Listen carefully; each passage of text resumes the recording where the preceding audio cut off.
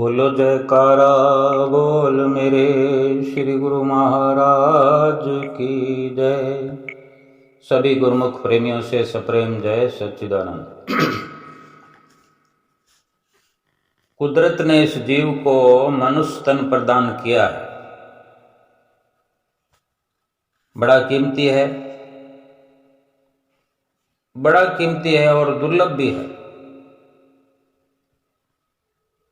और यूं ही नहीं मिल गया है कि मांगा और मिल गया। बेशक भगवान ने दया की है, बेशक हमने मांग की होगी, लेकिन मांग भी कितनी कि इसको पाने के लिए हम याचना करते रहे। कितने युगों से हम याचना कर रहे हैं, ये फरियाद कर रहे हैं कि कब ये मनुष्य जन्म मिले, इस मनुष्य जीवन को मैं प्राप्त करूं और जो मैं भूल कर चुका हूं उस भूल का सुधार कर सकूं। तब कहीं जाकर जब इतनी फरियाद करते हुए कि मैं अपने लक्ष्य की प्राप्ति करूं, लक्ष्य को पूरा करूं, और लक्ष्य क्या है कि अपने प्रीतम से, अपने प्रभु से मिल जाऊं, तभी सच्चे आनंद को पाऊं, सच्चे सुख को पाऊं। उस आनंद को प्राप्त करूं जो जन्म जन्मांतरों से मैं उस आनंद से वंचित हो रहा हूं। इतने दुख पाने पर ही अपनी भूल की समझ आई। जाने कितनी फरियादें की और कितने युगों से, कितने युगों तक फरियाद करते अब जरा विचार करके देखा जाए कि ये दुर्लभ मनुष्य शरीर मिल तो गया और फिर वही माया के धोखे में आकर हम उस असलियत को भूलकर बैठ जाएं तो कितना गलत है। असलियत को भूलकर सच को झूठ और झूठ को सच, अपने को पराया, पराये को अपना, सज्जन को दुश्मन तथा दुश्मन को सज्जन हम समझे बैठे हैं। इसी धोखे में अपने असल काम से फिर हम हाथ धोए हुए हैं और गलत काम करते जा रहे हैं। गलत काम लगातार कर रहे हैं, पाप पर पाप कर रहे हैं मनुष्य जन्म पा करके। फिर क्या परिणाम निकलेगा, क्या नतीजा निकलेगा? फिर जिस 84 के बंधन से हम छूटकर आ गए, युगों युगों तक फरियाद करके जो मनुष्य जन्म मिला, युगों युगों से जिन जन्मों में हम दुख उठाते रहे, अशांत रहे, परेशान रहे, बड़ी मुश्किलों से मनुष्य शरीर मिला, बड़ी पुकार कर करके इस मनुष्य जीवन को पाया। फिर माया के धोखे में आए हुए हैं, फिर उसी माया को अपना, मन को अपना साथी बना लिया है जो हमें फिर भटकाने के लिए तैयार है। अब हर कदम हमें भटकने के लिए प्रयास करता रहता है और हम अपने काम को भुलाकर फिर 84 लाख योनियों में अगर हम चले जाएंगे। महापुरुषों को इस बात का अफसोस होता है कि ना जाने कितने जन्मों की जीव की कमाई बेकार हो जाएगी। महापुरुष स्वयं भगवान होकर हमारी खातिर शरीर रूप में इंसान बनकर इस दुनिया में अवतार लेते हैं और हमारी कमाई जो कि ये मनुष्य जन्म तक हमें ले आई, बार बार पुकार करने से और जो पुण्य कर्म इकट्ठे होते प्रभु ने हम पर दया फरमाई, तो महापुरुषों को दया आती है कि ये इंसान फिर भूल करने जा रहा है, फिर भूल कर रहा है। गुरबाणी में कथन आया है, रतन त्याग कौड़ी संग रचे, साच छोड़ झूठ संग मचे। जो छड़ना सो अस्थिर करवाने, जो होवन सो दूर पराने। छोड़ जाए तिसका श्रम करे, संग सहाय तिस पर हरे। चंदन लेप उतारे धोई, गर्दभ प्रीत भस्म संग होई। फरमाते हैं कि इस प्रकार इंसान धोखे में आया हुआ है कि रत्नों को, हीरों को त्याग कर कौडियों के साथ खेल रहा है, कौडियों के संग रचा पचा है, यानी कंकड़ों पत्थरों में प्रीत लगाए हुए है, कंकड़ों पत्थरों को इकट्ठा कर रहा है। ये संसार की जो दौलत है, संसार के जो धन पदार्थ है, महापुरुषों ने इनको कंकर पत्थर मिट्टी का दर्जा दिया है। जो यहीं रह जाएगा वो तो मिट्टी है, जो मिट्टी में मिल जाए वो मिट्टी ही है, चाहे जैसा भी रूप बना हो। मिट्टी में मिल जाने वाला मिट्टी का ही रूप होता है। महापुरुषों ने रत्न का एक प्रमाण दिया है। रत्न, इसकी तुलना में कोई चीज नहीं। वो भक्ति रूपी रत्न को छोड़कर माया रूपी कौड़ियों में उलझ गया है। सच्ची चीज को छोड़कर झूठी वस्तु से नेह लगा रखा है।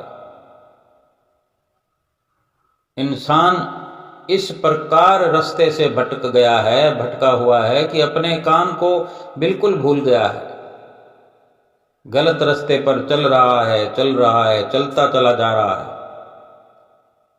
जो चीज छोड़ कर जाने की है, जो बेकार है, फेंकने वाली है, किसी काम के नहीं, उससे प्यार कर रहा है, उसी को इकट्ठा कर रहा है,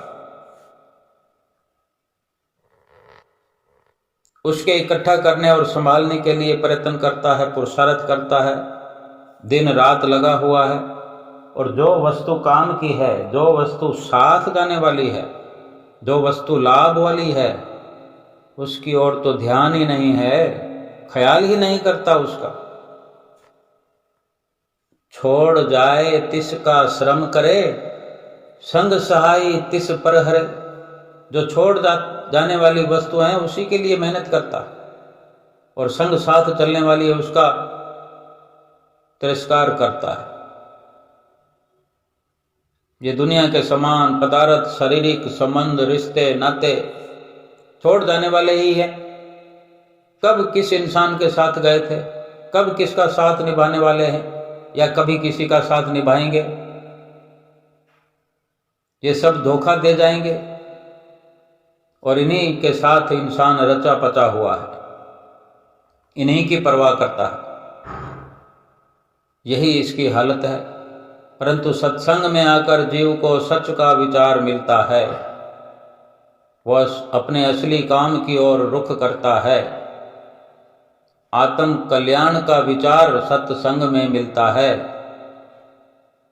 इंसान नाम व भक्ति की कमाई करता है सत्संग में आने से। जो नाम की कमाई इसके साथ जाती है, दुनिया के पदार्थ, स्त्री, पुत्र, धन, दौलत, मान, मर्तबा, जमीन, जायदाद, क्या इंसान के साथ जाएंगी? क्या इसका साथ निभाएंगी? इंसान क्या साथ ले जा पाएगा इनको? ना ये साथ जाएंगे और ना ही ये उनका साथ निभाएगा। खुद भी इनका साथ नहीं निभा सकता। ये सामान पड़े रहते हैं और इंसान चल पड़ता है, या फिर इंसान यहां बैठा होता है और ये सामान साथ छोड़ जाते हैं। महापुरुष जीव को सच्ची बात बतलाते हैं, सच्चाई का बोध कराते हैं। जब ये साथ नहीं जाएंगे, तुम इनका साथ नहीं दे सकते, ये तुम्हारा साथ नहीं दे सकते, तो फिर इनके लिए इतनी मेहनत क्यों बेकार में परिश्रम कर रहे हो? सब बेकार है, इसका परिणाम भी गलत है। और इस गलती के लिए इंसान को कितना नुकसान उठाना पड़ेगा, इसका कोई हिसाब भी नहीं है। मनुष्य शरीर मिला था मालिक की भक्ति के लिए, मालिक को पाने के लिए, मालिक की भक्ति करके मालिक की प्राप्ति करें, मालिक से जाकर मिल जाएं, मालिक के घर जाएं, मालिक का रूप बन सकते हैं हम। परंतु गलत फहमियों में पड़कर दुविधाओं में पड़कर, भ्रम में पड़कर, भूल में पड़कर और इन झूठी और नाशवान चीज़ों से छोड़ जाने वाली वस्तुओं से दिल लगाकर बैठे हैं, काल के फंदे में फंस चुके हैं और फिर से 84 लाख योनियों में पहुंच ही जाएंगे। बिना सोचे समझे जीवन की गाड़ी चलाएं और चलाते जाएं, फिर तो भारी नुकसान उठाना पड़ेगा। महापुरुष इसीलिए चेतावनी देते हैं कि ए जीव, नश्वर और मिथ्या चीजों से जो तूने दिल लगाया है वो तेरे साथ नहीं जाने वाली। उनसे प्यार न कर। वे सामान और वो वस्तुएं, वो चीजें, वो तेरे प्रयोग लेने के लिए हैं। उनसे काम ले, उनसे अपना काम बना, उनसे काम निकाल। तूने तो उनको अपने दिल में स्थान दे दिया है। उन वस्तुओं का प्रयोग निस्संदेह कर, बेशक उनको इस्तेमाल कर, परंतु शरीर जो है वो केवल भगवान की बंदगी के लिए मिला है, भजन करने के लिए मिला है, परोपकार करने के लिए मिला है। उन उस वस्तुओं का प्रयोग इसलिए करना है कि शरीर को कायम रखना है। ये नहीं कि उन वस्तुओं के लिए ही भजन बंदगी छोड़ करके रात और दिन गलतान रहें और फिर इसी तरह पछतावा करते हुए इस दुनिया से चले जाएं। इस संसार में हमारे आने का जो मतलब था वो यही था कि शरीर में मालिक की भक्ति होती है। इसी शरीर को पाकर मालिक की भक्ति करके हमारी बिछड़ी हुई आत्मा को हम मालिक से मिला सकें। यही कारण है कि मनुष्य जन्म सबसे श्रेष्ठ और सबसे उत्तम कहा जाता है। बाकी योनियां तो भक्ति कर ही नहीं सकती। इंद्रियों के रस बाकी सब योनियां भोग सकती है। वे ना तो मालिक की भक्ति कर सकती हैं, ना ही उन्हें ज्ञान हो सकता है। सब योनियों में ये मनुष्य जन्म श्रेष्ठ है, सबसे ऊपर है, सभी योनियों का राजा है ये। इसीलिए ये मनुष्य शरीर भोगता भी है, करता भी है, परंतु इसे जो कार्य करना है इस पर विचार करना जरूरी है हमारे लिए कि हमें क्या करना है और हम क्या कर रहे हैं। अपने पर नज़र डालने की ज़रूरत है, सोचने की ज़रूरत है। हम ये समझे बैठे हैं कि दुनिया के काम धंधे ही मेरा काम है, परंतु महापुरुष चेतावनी देते हैं कि ये सब दुनियावी काम करने होते तो मनुष्य जन्म की क्या ज़रूरत थी। तेरा मालिक से मिलना जरूरी है, मालिक की बंदगी करना जरूरी है। भाई नंदलाल जी अपने समय में लिखते हैं, हवाए बंदगी आवुर्द दर वजूद मरा, वगरना जो के चुनी आमदन नबूद मरा। यानी जीव आत्मा को मनुष्य जन्म केवल मालिक की बंदगी करने के लिए मिला है और इसके अलावा संसार में आने का तो कोई और मतलब ही नहीं था। संसार में तो 84 लाख योनियां आ ही रही हैं। हम भी आते रहे हैं, जाते रहे, मरते रहे, जन्म लेते रहे। कितनी बार जन्म हुआ, कितनी बार मरण हुआ, कौन कौन सी योनियां हमने प्राप्त की और क्या पता कितनी 84 भुगत भुगत के हम आए हैं। एक 84 से भी क्या पता पार हुए, फिर दूसरी मिली। तभी तो कहते हैं कि युगों युगों से हम पुकार करते रहे। बिना भक्ति के अगर हम कोई काम करते हैं तो फिर मनुष्य जन्म लेकर आने का कोई मतलब नहीं था। बाकी सब काम तो दूसरी योनियों में भी हो सकते हैं।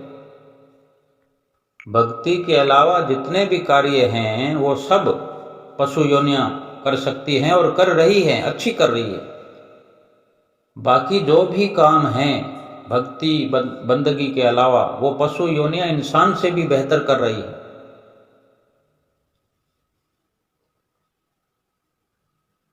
अगर मनुष्य ने भी वही पशु योनियों वाला काम किया तो फिर विशेष क्या हुआ? परलोक में हमारी सहायता तो ये भक्ति करने वाली है। केवल भक्ति ही परलोक में हमारी सहायता कर सकती है। बाकी सब योनियां हैं जो सभी इंद्रियों के भोगों में फंसी है, भोग सकती है। लेकिन इस मनुष्य जीवन में वो कार्य करना है जो मनुष्य जीवन की विशेषता है। प्रभु की बंदगी की जा सकती है, प्रभु को पाया जा सकता है। पशु पक्षियों से ये उम्मीद कोई कर सकता है? पशु पक्षियों से ये उम्मीद नहीं की जा सकती। अगर पशु पक्षियों से अधिक या विशेष काम नहीं किया, पशु पक्षियों से जैसा ही काम किया इस मनुष्य शरीर में, तो फिर केवल शरीर का फर्क रहा। फिर इससे तो पशु अच्छे हैं। गुरबाणी का कथन है, पशु मिलहई चंगियाइयां, खड खावई अमृत देह, नाम विहूणे आदमी ध्रग जीवन कर्म करे। कि मनुष्य से पशु ही अच्छे हैं जो खल खाते हैं। जिस चीज को हम फेंक देते हैं वो वस्तु खाकर पशु ऐसे हैं जो अमृत के समान दूध देते हैं। खल खाकर दूध देते हैं, घास खाकर दूध देते हैं। मनुष्य बनकर यदि शरीर के लिए सब कुछ करते रहे, भक्ति का काम न किया, जो हमारे जिम्मे काम लगाया है प्रभु ने वो नहीं किया, तो फिर बाकी कामों में तो हम पशुओं से बदतर हैं।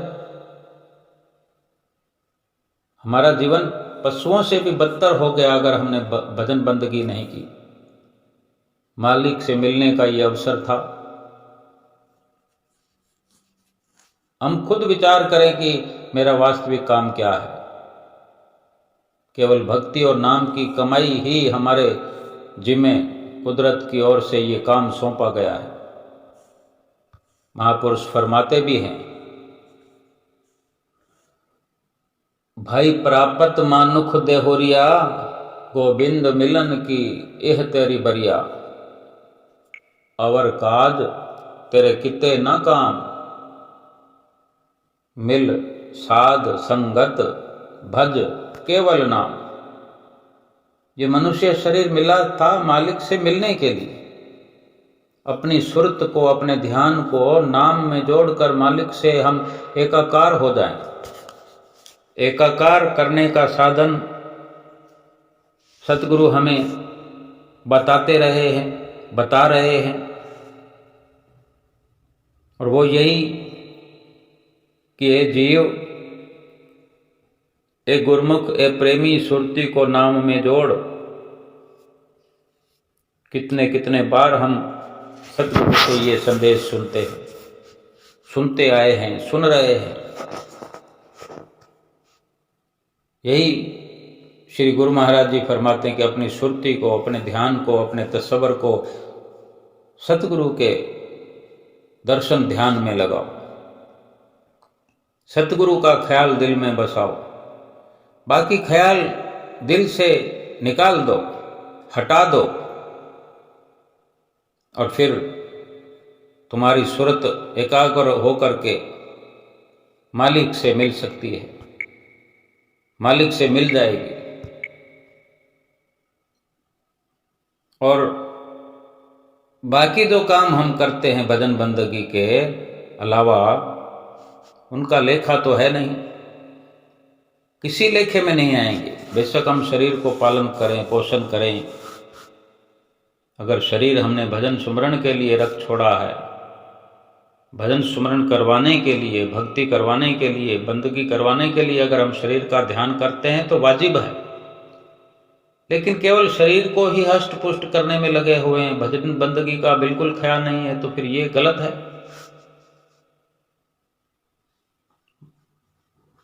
बाकी सब काम कुछ भी लेखे में नहीं आएंगे।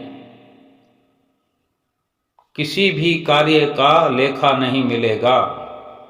इसीलिए तो महापुरुष चेतावनी देते हैं कि मनुष्य जन्म का सच्चा लाभ तो यही है कि भक्ति करे, नाम की कमाई करे, भक्ति की और नाम की कमाई करे करके परमात्मा की ओर रुख करे, अपनी आत्मा को परमात्मा की ओर ले जाए। ऐसा नहीं कि दुनिया के बड़े बड़े काम करे, माया इकट्ठी करे, धन इकट्ठी करे, मान बढ़ाए, प्रतिष्ठा बढ़ाए, बड़े बड़े पदों की प्राप्ति करे, बड़ा परिवार बनाए, सुख संपत्ति और माल मिल्कियत के सब समान बनाओ तो बड़ा भारी काम कर लिया, बड़ी इस दुनिया में भी और लोक में भी और परलोक में जय जयकार हो जाएगी। ऐसा नहीं होगा। ये सब कुछ किसी काम का नहीं है, यही सद्गुरु हमें समझाते हैं। यदि किसी के काम आते ये सब सामान और दुनिया की ये दौलतें, अगर साथ देने वाले होते, काम आने वाले होते, मुख उज्जवल करने वाले होते भगवान के सामने जाकर, तो राजा महाराजा तो अमर हो गए होते। परंतु ऐसा हुआ तो नहीं। यदि कोई भक्ति से खाली है, भक्ति के बिना है, वो चाहे राजा हो, महाराजा हो, उनके बारे में महापुरुषों ने क्या लिखा है कि भक्ति के बिना चाहे कोई राजा भी हो, उसका क्या हश्र होता है। कबीर गुरु की भक्ति बिना राजा भी गधा होए। महापुरुषों ने किसी साधारण मनुष्य के लिए ये प्रमाण नहीं दिया, एक राजा महाराजा का नाम लेकर ये उदाहरण देकर हमें बतलाया है, समझाया है कि जिसके पास हर तरह के सामान हो। राजा महाराजाओं के पास तो हम जानते हैं कितनी संपत्ति होती है, राज्य का मालिक होता है, जो चाहे सो कर सकता है, उसका हुक्म चलता है, उसकी मोहर चलती है। उसके राज्य में उसके लाव लश्कर, हाथी घोड़े सब कुछ, और सैकड़ों हजारों लाखों उसको सलूट मारने वाले नौकर चाकर सब होते हैं। और जाने कितना बड़ा दुनिया के कितने बड़े हिस्से का मालिक कहलाता है, या सारी दुनिया का मालिक भी कहलाए, लेकिन वो भक्ति नहीं करता, भक्ति उसके हिस्से में नहीं हुई, तो परिणाम यही होगा कि उसे गधे की योनि मिलेगी। चाहिए तो ये था कि इंसान उन्नति करता, भक्ति करके ये मनुष्य जीवन आला दर्जे का जीवन मिला, तो इससे इस मनुष्य जीवन को पाकर के श्रेष्ठ बनकर ऊपर की ओर अपना सफर करता। प्रत्येक प्राणी उन्नति करना चाहता है। नीच योनियों से ऊपर उठकर मनुष्य शरीर मिला है तो ये एक उन्नति हो गई है, एक तरक्की तो हो गई कि मनुष्य जन्म में हम आ गए। अब आगे और ऊपर जाना चाहिए कि फिर वापस नीचे की ओर। मनुष्य जन्म 84 लाख योनियों से ऊपर उठकर ही मिला है। अब अगर और ऊपर नहीं उठेंगे फिर तो वापस पीछे की ओर पहुंच जाएंगे। ऊपर उठना और यही कहलाता है कि मालिक की भजन बंदगी करके और ऊपर की ओर उठता जाए और मालिक से जा मिलेगा। असल काम यही है। अब हम स्वयं विचार कर सकते हैं कि ऐसा अगर विवेक मिले, ऐसा ज्ञान मिले तो कैसे और कहाँ पर मिले कि जो इंसान को भगवान की ओर ले जाए, भगवान की भजन बंदगी कराए, मालिक से मिलने का यत्न कराए।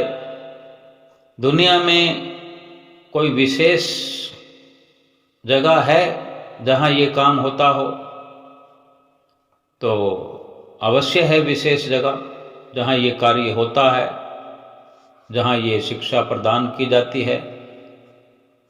ये केवल महापुरुषों के दरबार में हो सकता है। हम जीव, हम गुरुमुख कितने भाग्यशाली हैं कि हम महापुरुषों के दरबार में पहुंच करके दरबार की चरण शरण हासिल करके, जो कि ये कार्य दुनिया में कहीं नहीं होता, सतगुरु के दरबार में होता है। और हमें सतगुरु के चरणों में ठिकाना मिला है, दरबार में ठिकाना मिला है। और यहीं ऐसे साधन उपलब्ध हैं, ऐसी साधना हमें सिखाई गई है, और हम उन साधनों को, उन नियमों को अपना करके अपनी सुरति को सतगुरु के आदेश अनुसार, उनकी आज्ञा के अनुसार नाम में जोड़ें, मालिक का ध्यान करें। मालिक का, सतगुरु का ध्यान करते करते परमात्मा से मिलने का जतन पूरा करें। सतगुरु के दरबार में जितने भी साधन करवाए जाते हैं, सेवा, सत्संग, आरती, पूजा, सुमरन, भजन, ध्यान, ये सब मालिक से जोड़ने वाले हैं, मालिक से मिलाने वाले हैं। सेवा से सुरति निर्मल होती है, सेवा से शरीर निरोग होता है, सत्संग से विचार शक्ति मिलती है, भजन सुमरन और आरती पूजा से सुरति एकाग्र होती है। जब सुरति एकाग्र होकर ध्यान में लीन होती है तो आत्मा के दर्शन, यानी मालिक के दर्शन होते हैं और होंगे। जब सुरति एकाग्र होकर ध्यान में लीन होगी तो आत्मा के दर्शन हो जाएंगे। और जब मालिक के दर्शन, आत्मा के दर्शन घट में हो जाएं तो उसे फिर किस चीज़ की ज़रूरत बाकी रहेगी। जब भगवान मिल गए तो फिर सारी सृष्टि के, सारे संसार के कर्ता धर्ता मिल गए। जिसके पास मायापति हैं फिर उसे माया की जरूरत नहीं, माया अपने आप पीछे पीछे चली आएगी, जो मायापति को जो अपना बना चुका हो। यही युक्ति और साधन सत्पुरुषों के दरबार में केवल उपलब्ध हैं। सत्पुरुषों की नज़दीकी में उनके आदेश के अनुसार, उनकी आज्ञा के अनुसार, उनके इशारे मात्र पर, उनकी नज़दीकी में अपने जीवन को ढालते हुए नियमों का पालन करें तो निश्चय ही हमारा कल्याण होगा, जीवात्मा का कल्याण होगा।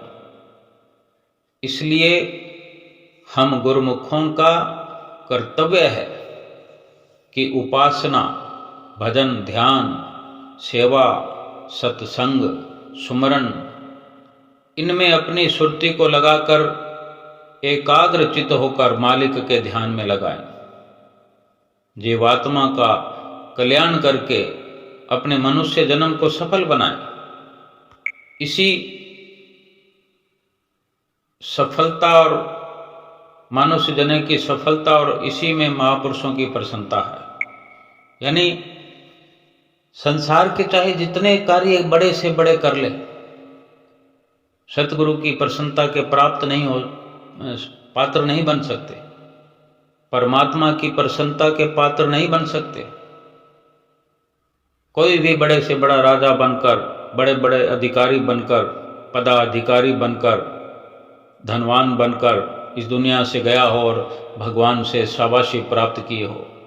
जब बड़े बड़े राजा होकर भी बिना भक्ति के कितनी गिरावट में चले जाते हैं, तो आम इंसान का कहना ही क्या है। लेकिन भक्ति जिसके भी हिस्से में है, भक्ति की कमाई, भजन बंदगी जिसने भी की है इस दुनिया में, मनुष्य शरीर धारण करके, वो प्रभु का प्यारा इस लोक में भी बनकर रहा है। सतगुरु की प्रसन्नता उसके हिस्से में इस लोक में भी बनी रही है और परलोक में भी वो सतगुरु का प्यारा बनकर परमात्मा से अपनी आत्मा को मिलाने का अधिकार पा गया है। अपनी आत्मा को परमात्मा से उन्हीं ने मिलाया है जिन्होंने सतगुरु की प्रसन्नता प्राप्त की है। सतगुरु की प्रसन्नता तो तभी हो सकती है जब सतगुरु की आज्ञा की पालना में लगे रहे। हमारा भला किसमें है ये सतगुरु जानते हैं।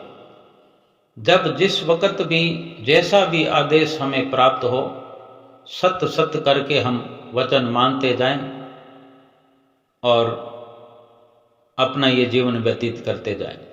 सतगुरु ने हमें समझा दिया है कि 5 नियमों की पालना करो, 2 घंटे भजन अभ्यास करो, किसी से बराबरी करने की जरूरत नहीं, किसी से कोई तर्क वितर्क करने की जरूरत नहीं, किसी से आगे निकलने की जरूरत नहीं, किसी से जीतने की जरूरत नहीं। अगर हमें जीतने का ख्याल आए भी सही तो हम विचार करें कि क्या हम अपने मन पर विजय प्राप्त कर चुके हैं, क्या हमने अपने मन को जीत लिया है। अगर मन को हम जीत लेते हैं, मन पर जीत प्राप्त कर लेते हैं, तो सारे संसार के हम विजेता कहलाएंगे और तभी सत्पुरुषों की, परमात्मा की भरपूर प्रसन्नता के पात्र भी बनेंगे और अपना ये लोक सुखी और परलोक सुहेला करेंगे। बोलो जयकारा बोल मेरे श्री गुरु महाराज की जय।